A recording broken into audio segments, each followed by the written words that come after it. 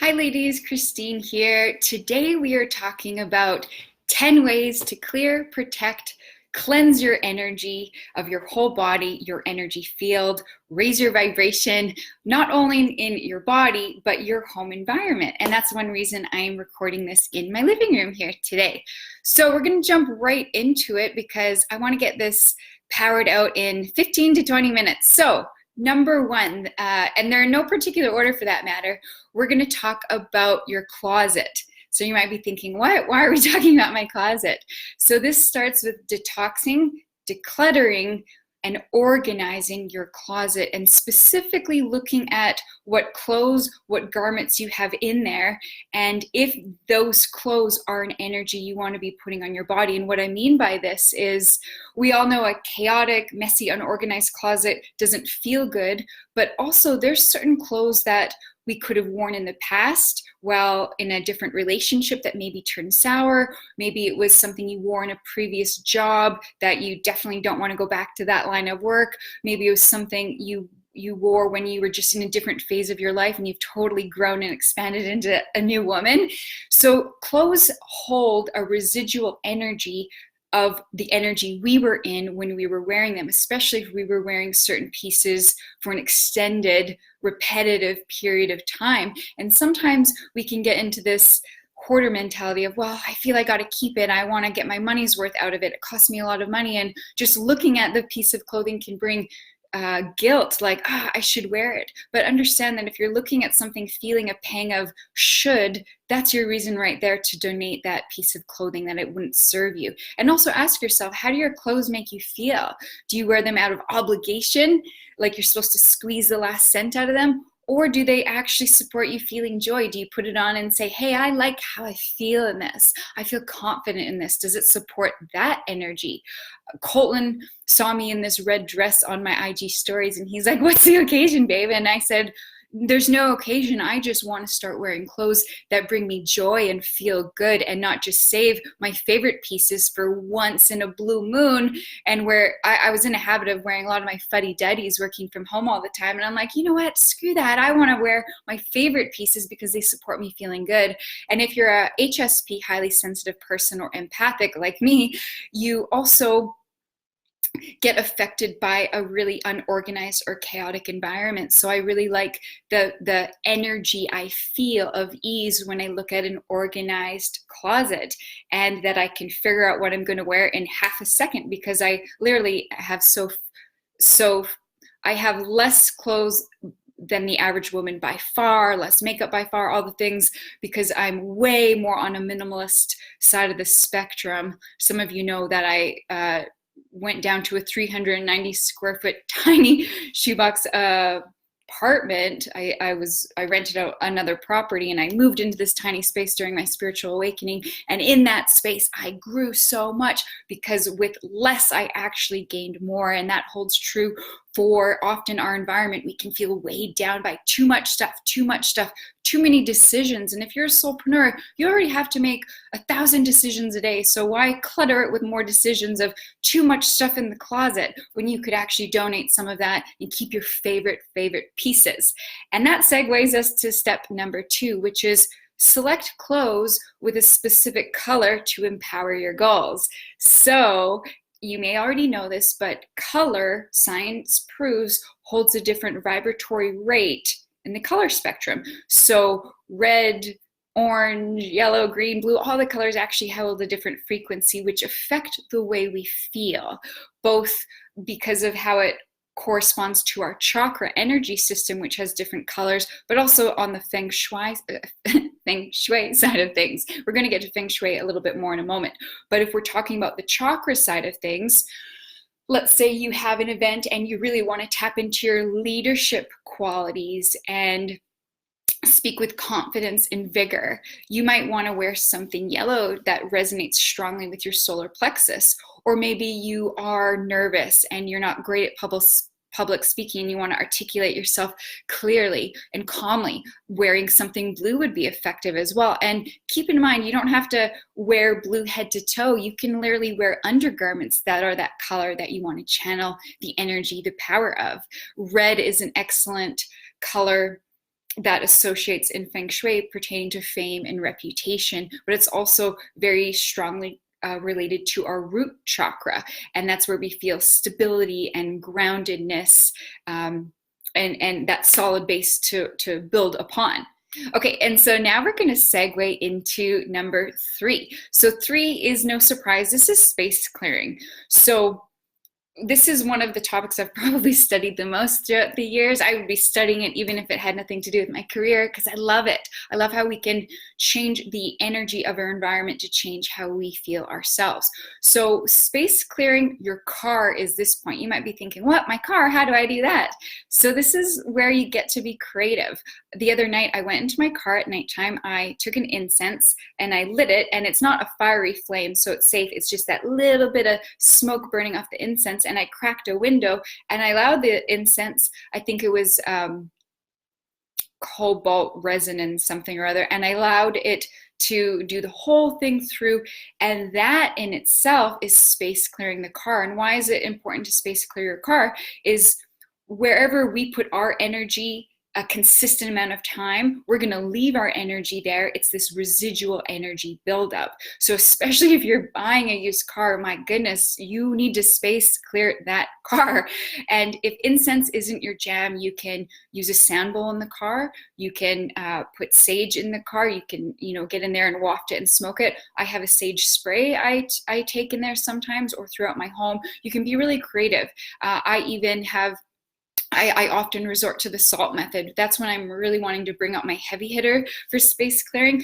Especially if you have fabric or cloth related material in the car, sprinkle salt in it overnight. Salt is extremely absorbent, and it cleanses and it purifies. It actually absorbs the heavier, denser, lower vibration energy, and then you throw that salt out after you vacuum it up. So that's a really cool one to do. And then you're going to get into your car the next day and you're going to feel this sparkly and bright energy. And that segues perfect to number 4, which is a no-brainer: space clearing your house. And you can do all of the previously mentioned methods: the incense, you can light a candle, the sound bowl, you can give it Reiki if you're attuned to that.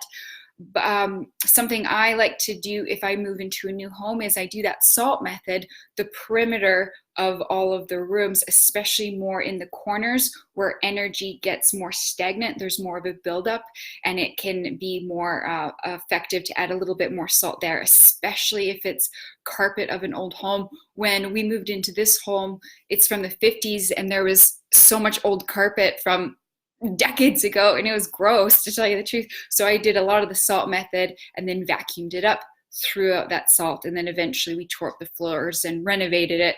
But that's a method to do in the interim. Or perhaps you had an argument or someone came over with a negative energy. You could salt to that area, you could sage it, space clear, all the things. And this segues to number 5, which is all about Feng Shuiing your home. I've been studying this so much lately. I've been crushing some books about it. And apparently it's actually pronounced Feng Shui. But I'm just going to do what I normally do and call it Feng Shui. So this is the principle that the orientation of one thing to another thing affects the energy of everything. It ties into the concept of the home being broken into 9 different equal size quadrants, and all from the orientation of where the front door is. So it kind of goes 3, 3, and 3. And this applies not only to the home as a whole, but this 9-section quadrant called the Bagua applies to each room individually, and it can even apply to your desk in your office. So if you saw the video I did on IG a little bit ago, I actually was showing how I feng shuied my office and my table, and it was super fun. And you can get so creative with it. You can even get cardstock paper, craft paper in different colors. I picked some up on the weekend and actually just put those different colors in the key rooms to help affect the energy of that space. In the event you can't actually paint, let's say, your prosperity corner purple, that would be ideal to do. But if you can't, get in some purple paper, and you don't even have to see it.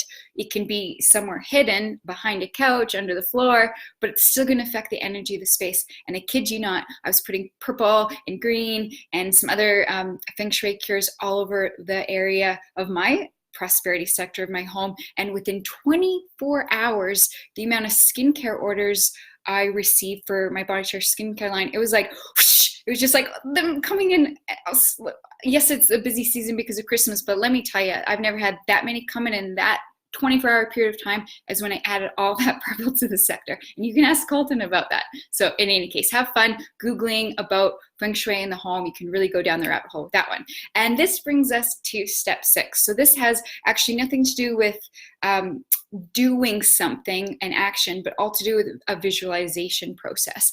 And this is especially effective around busier seasons when you may be trapped in a lineup.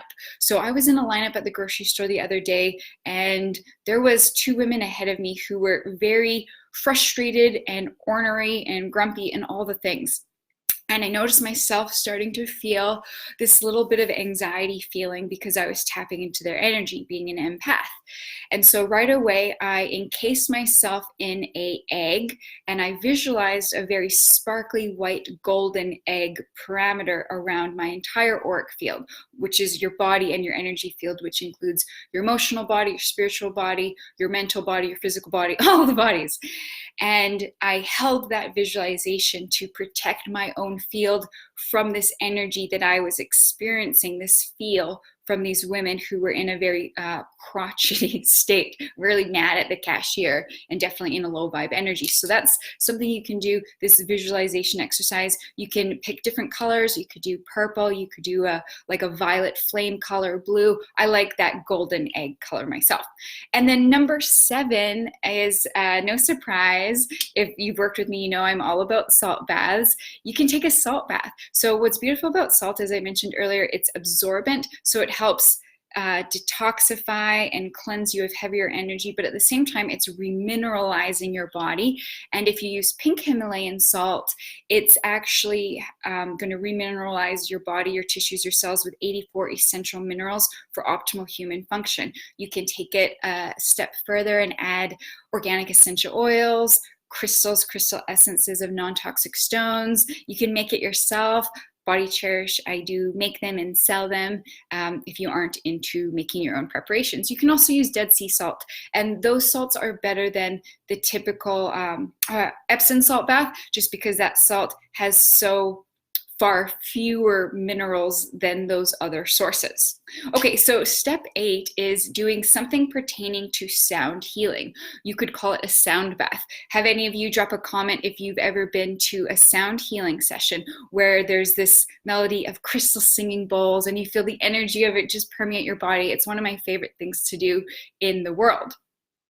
So if you don't have the ability to quickly go to one of those, no worries. You can buy a little Tibetan singing bowl. You can buy your own little crystal bowl. They do tend to be expensive.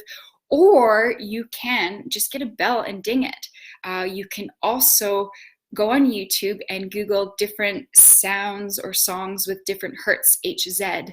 And so many amazing producers out there compose music to be in certain hertz frequencies that resonate with different chakras that support the different brain waves that can support opening the heart chakra. I mean, the list goes on, and you can have fun with it. And it's nice to work on something. Maybe you're cleaning the house, maybe you're working on a project, and have a certain hertz in the background to support you with that healing vibration.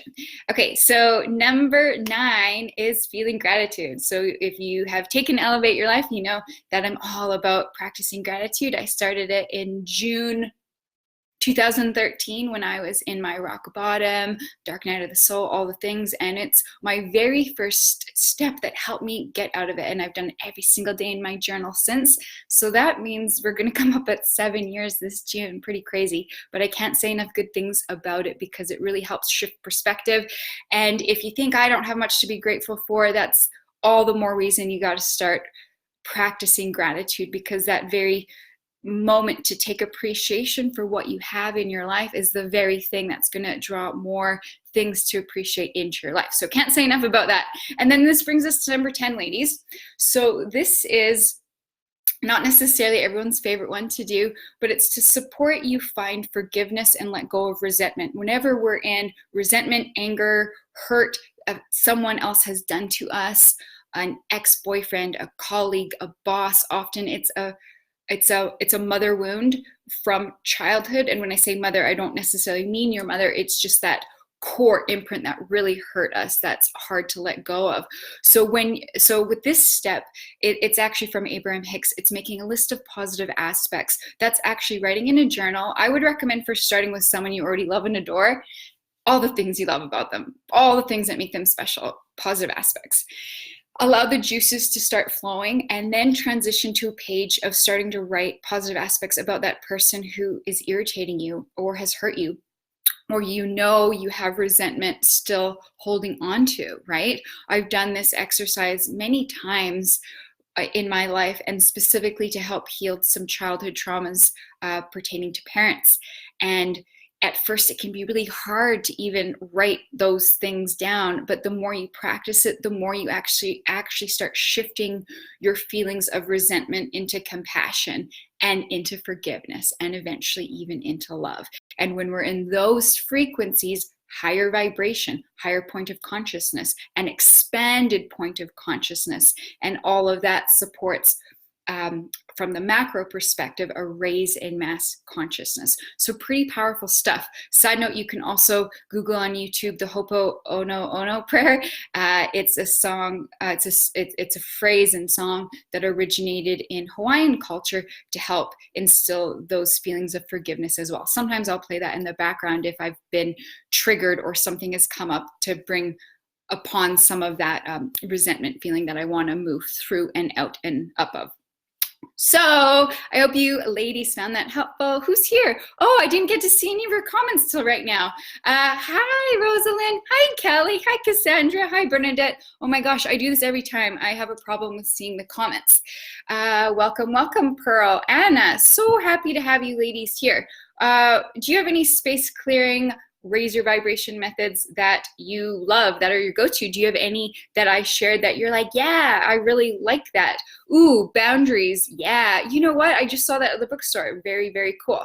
So a big principle I just want to plant a seed about Elevate Your Life, which is coming back in 2020. It's on raising your vibration to a new set point. And what's cool about that, just like our weight, we have a set point. We can gain or lose a few pounds, but we tend to gravitate back more easily to the set point. Same thing happens with our vibratory rate. We can raise it a bit, we can lower it a bit, but depending on how many years we've lived at a certain vibration, we tend to gravitate back to where we've been. And so a key outcome of this 16-week transformational journey, which impacts every area of life positively, your relationships, your boundaries, your subconscious imprints, your life, your purpose, your career, your money, your joy, all the things, is it really supports you graduate with a true leap in your vibe. And that happens, you're a magnet for all of those deepest desires and wildest dreams to be part of your new